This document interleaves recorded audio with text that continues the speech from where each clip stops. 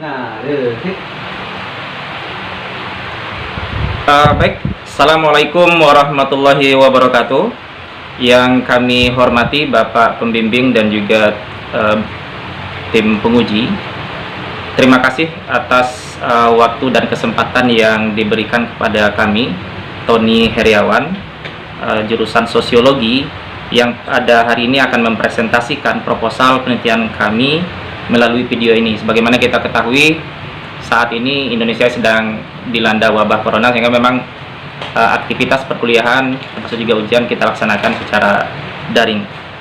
Di kesempatan ini kami akan mempresentasikan proposal yang berjudul Praktek Sosial dalam Keluarga Stunting di Kabupaten Kerinci. Berikutnya kita akan masuk kepada pemaparan materi yang kita awali dengan latar belakang. Adapun yang melatar belakangi penelitian ini bahwa saat ini negara-negara di dunia ini mengalami 3 beban terkait dengan masalah gizi. 3 beban tadi ataupun triple burden itu adalah stunting, anemia, dan obesitas. Indonesia masuk ke dalam salah satu dari 41 negara yang mengalami triple burden tadi. Untuk kondisi Indonesia sendiri, stunting menjadi masalah yang sangat serius terkait gizi yang dihadapi. Ya, stunting menjadi salah satu masalah serius terkait gizi yang dihadapi Indonesia.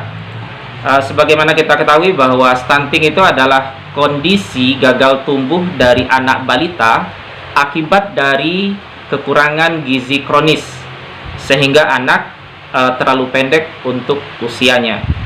Stunting itu timbul karena adanya kekurangan gizi terjadi sejak bayi dalam kandungan atau sejak dalam proses pembentukan di janin, dan juga terjadi setelah masa awal bayi itu lahir.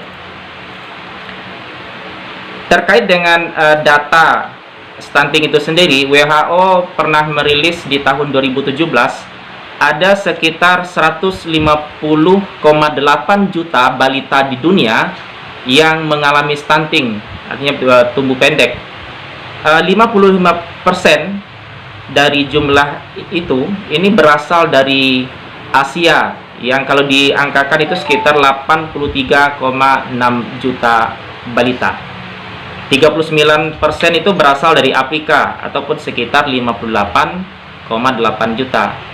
Nah, dari 83,6 juta yang ada di Asia, ternyata menunjukkan bahwa di Asia Selatan itu lebih kurang angkanya 58,7%. Di Asia Tenggara ada sekitar 14,9%, dan yang paling sedikit itu adalah 0,9% di wilayah Asia Tengah. Nah, berikutnya juga data yang diungkapkan oleh UNICEF pada tahun 2018 untuk wilayah Asia Tenggara, hanya ada 3 negara di ASEAN yang angka stuntingnya itu di bawah 20%, yang merupakan standar minimal ataupun batas terbawah toleransi terhadap stunting, yaitu ada Singapura dengan 4,4%, ada Thailand dengan 10,5%, dan juga Brunei 19,7%. Posisi Malaysia sebagai negara tetangga kita itu masih, Malaysia yang merupakan negara tetangga kita, posisinya masih lebih baik dibandingkan kita. Mereka sekitar 20,7%. Sedangkan yang paling yang paling terendah kondisinya itu adalah Timur Leste, yang hampir separuh dari populasinya itu mengalami stunting. Berdasarkan hasil riset kesehatan dasar Riskesdas tahun 2018 itu menunjukkan bahwa angka stunting di Indonesia sekitar 30,8%. Stunting ini sudah berjalan dan terus dilakukan oleh pemerintah, namun belum menunjukkan hasil yang signifikan dalam menurunkan angka stunting. Sebagaimana kita ketahui tadi bahwa angka stunting di Indonesia masih tinggi dari standar WHO yang mensyaratkan di bawah 20%. Angka prevalensi stunting 30,8 itu termasuk kategori tinggi. Walaupun pemerintah telah berupaya mengatasi stunting ini sendiri dengan berbagai program dan kebijakan yang telah dilakukan, namun penurunan angka stunting itu sendiri belum menunjukkan hasil yang signifikan. Dengan angka yang masih relatif tinggi 30,8% untuk skala Indonesia, itu merupakan termasuk kategori sangat tinggi. Sedangkan WHO sendiri itu mensyaratkan batas toleransi untuk angka stunting adalah di bawah 20%. Nah, ada banyak faktor yang menyebabkan terjadinya stunting itu. Bisa faktor langsung dan juga faktor tidak langsung.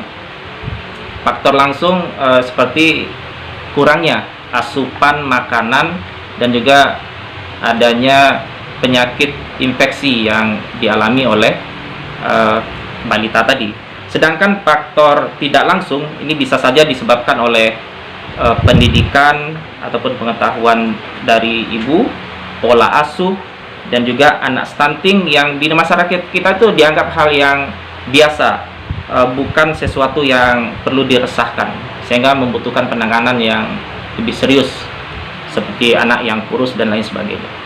Dampak yang dimunculkan dari stunting ini bukan hanya pada pertumbuhan fisik semata, tetapi juga perkembangan kognitif dan mental. Stunting ini akan berdampak terhadap terjadinya kependekan antar generasi. Stunting juga akan berpengaruh terhadap penurunan kualitas sumber daya manusia Indonesia di masa yang akan datang. Berpengaruh terhadap penurunan kualitas sumber daya ini juga akan mengakibatkan tidak optimalnya produktivitas dan juga kapasitas kerja ketika anak tadi beranjak dewasa. Pengkajian dan penelitian terkait dengan stunting itu telah banyak dilakukan oleh peneliti-peneliti terdahulu. Dari beberapa literatur yang kami dapatkan bahwa penelitian terkait stunting itu lebih banyak dilakukan melalui pendekatan kesehatan semata. Sementara pengkajian dari aspek sosial sekaitan dengan stunting ini masih jarang dilakukan. Peneliti tertarik mengkaji praktek sosial keluarga penderita stunting melalui konsep habitus, modal, dan arena yang disampaikan oleh Bourdieu. Peneliti melihat teori ini cocok untuk melihat praktek sosial yang terjadi pada keluarga stunting. Hal ini dikarenakan bahwa stunting itu sendiri merupakan produk dari praktek sosial. Asumsi peneliti keberadaan habitus, modal yang dimiliki, dan arena ataupun tempat sangat berperan penting menjadikan keluarga itu stunting atau tidak. Terkait dengan tujuan penelitian, bahwa tujuan umum dari penelitian ini adalah untuk mendeskripsikan praktek sosial dalam keluarga penderita stunting. Adapun tujuan khusus yang pertama adalah mengidentifikasi bentuk-bentuk habitus pada keluarga penderita stunting. Yang kedua, mengidentifikasi bentuk-bentuk modal pada keluarga penderita stunting. Dan yang ketiga, menganalisis keterkaitan antara habitus dan modal serta arena pada keluarga penderita stunting. Adapun manfaat penelitian dari kajian ini adalah dari sisi aspek akademis. Secara akademis diharapkan memberikan kontribusi bagi mahasiswa dalam pengembangan kajian sosiologi kesehatan, khususnya kajian tentang stunting yang saat ini memang sedang digalakkan oleh pemerintah kita. Yang kemudian yang kedua adalah menjadi acuan bagi peneliti lainnya di masa yang akan datang, terutama penelitian terkait dengan praktik sosial keluarga penderita stunting. Sedangkan manfaat penelitian dari aspek praktis, kita harapkan hasil penelitian ini bisa memberikan bahan masukan kepada Dinas Kesehatan Kabupaten Kerinci yang saat ini berperan aktif dalam penanganan stunting.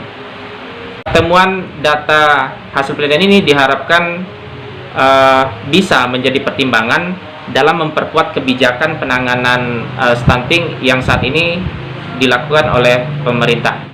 Teori yang digunakan dalam penelitian ini yaitu teori praktek sosial dari Pierre Bourdieu. Teori praktek sosial ini melihat konsep habitus, modal, dan arena sosial.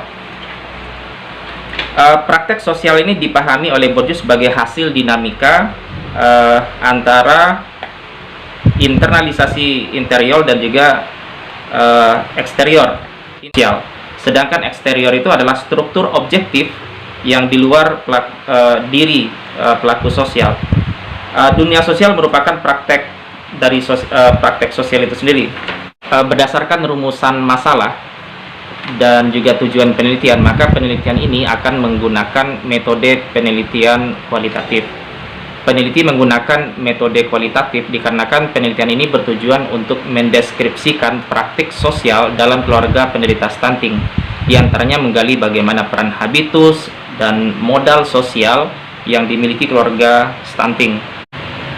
Dengan demikian, peneliti berasumsi metode kualitatif sangat cocok diaplikasikan pada penelitian ini. Penggunaan metode kualitatif ini dengan beberapa pertimbangan.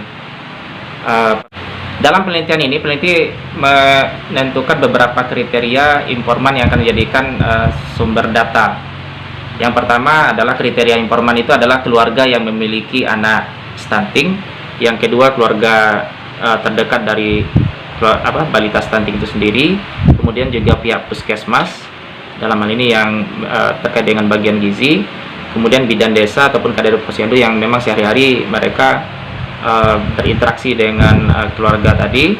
Kemudian juga tokoh masyarakat ataupun tokoh perempuan yang ada di desa, dan juga kepala desa ataupun perangkat desa. Itulah beberapa informan dengan kriteria yang ada. Dalam penelitian ini, data yang akan diambil itu ada dua. Yang pertama ada data primer dan juga data sekunder. Data primer adalah data yang memang langsung didapatkan dari yang didapat peneliti dari lapangan, sedangkan data sekunder adalah data-data pendukung lainnya yang memang sangat terkait dengan untuk menunjang keberadaan data primer tadi. Nah, teknik pengumpulan data ini yang pertama ada wawancara mendalam, dan juga yang kedua observasi. Wawancara mendalam akan dilakukan kepada keluarga yang memiliki anak stunting tadi, yaitu dengan melakukan wawancara, dan juga observasi ini dilakukan terhadap aktivitas yang mereka lakukan. Dan juga unit analisis pada penelitian ini adalah keluarga yang memiliki anak stunting. Adapun analisa data yang akan dilakukan pada penelitian ini menggunakan model May dan juga Haberman, di mana menurut mereka ada 3 tahapan yang akan dilakukan. Yang pertama adalah kodifikasi data, yang kemudian yang kedua adalah kategorisasi data, dan yang berikutnya, yang ketiga adalah menarik kesimpulan. Kodifikasi data ini terkait dengan yaitu pengecekan ataupun menulis ulang catatan-catatan yang didapatkan di lapangan dengan memberikan tanda ataupun kode data mana yang sekiranya itu penting, maka itu dipertahankan, dan sekiranya informasi itu tidak penting, maka itu akan diabaikan. Selanjutnya terkait dengan kategori data, yaitu pengelompokan data ini ke dalam klasifikasi berdasarkan kodifikasi yang sudah ada sebelumnya. Dilakukan pengkategorian data dan pengelompokan data, dan yang terakhir adalah penarikan kesimpulan, di mana peneliti pada tahap ini menemukan kesimpulan mengenai data-data yang telah dikumpulkan. Sehubungan dengan lokasi penelitian ini akan dilaksanakan di Desa Senggarang Agung, Kecamatan Keliling Danau, dan Desa Hamparan Pugu, Kecamatan Air Hangat. Kenapa daerah ini dipilih menjadi pertama, 2 desa ini merupakan lokus penanganan stunting secara nasional di Kabupaten Kerinci. Tentunya angka stunting di sana juga tinggi. Yang kedua, 2 daerah ini memiliki karakter yang berbeda. Alasan dipilihnya daerah ini sebagai lokasi penelitian adalah pertama, desa tersebut merupakan masuk pada lokus penanganan stunting nasional yang berada di Kabupaten Kerinci. Yang berikutnya juga angka stunting itu relatif tinggi di dua daerah tersebut, dan karakteristik dari dua daerah ini juga berbeda. Yang pertama, Desa Sanggarang Agung itu merupakan daerah yang termasuk di daerah yang tingkat kemiskinannya tinggi, sedangkan di hamparan Pugu itu adalah desa yang secara sosial ekonomi masyarakatnya itu menengah ke atas gitu. Jadi dari situlah peneliti mencoba ingin melihat seperti apa stunting di situ. Terkait dengan penelitian ini, terkait dengan waktu penelitian ini dirancang untuk dilakukan selama 6 bulan ke depan. Namun saya pikir ini juga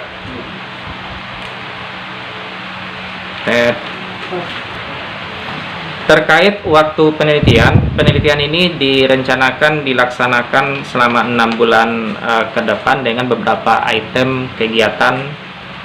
Yang pertama, mulai dari penyusunan proposal di bulan Februari dan Maret, seminar proposal di bulan April, kemudian revisi proposal itu di bulan April, pengumpulan data dan analisis data juga sudah dimulai pada bulan April, laporan penelitian di bulan Mei dan Juni, kemudian ujian seminar hasil dilaksanakan pada bulan Juli, dan perbaikan serta ujian tesis dilaksanakan pada bulan Juli. Namun sekali lagi, dengan kondisi hari ini Indonesia yang kena dilanda wabah corona, saya pikir akan ada penyesuaian dalam hal ini. Terima kasih. Assalamualaikum warahmatullahi wabarakatuh.